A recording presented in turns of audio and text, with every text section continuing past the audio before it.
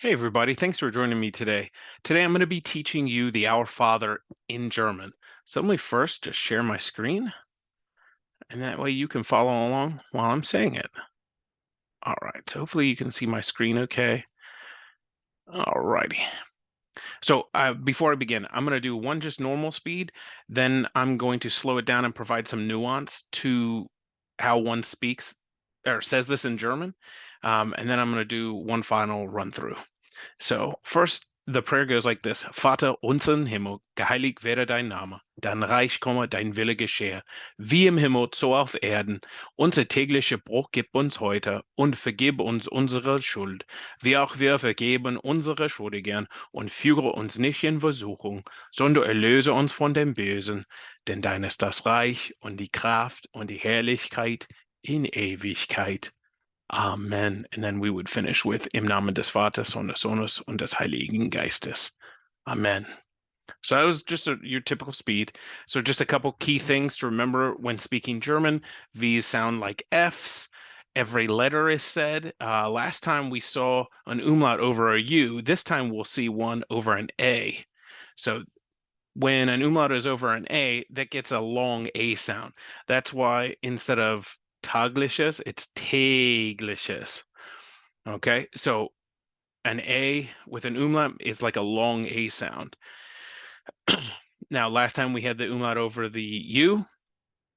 I just showed you an umlaut over an A, and so we have two here where there's an umlaut over the O. So that's a long O sound as well. So instead of Basen, it's Bösen. So hopefully that's helpful. I'm just looking through. Oh, here's an example of that U with the umlaut again.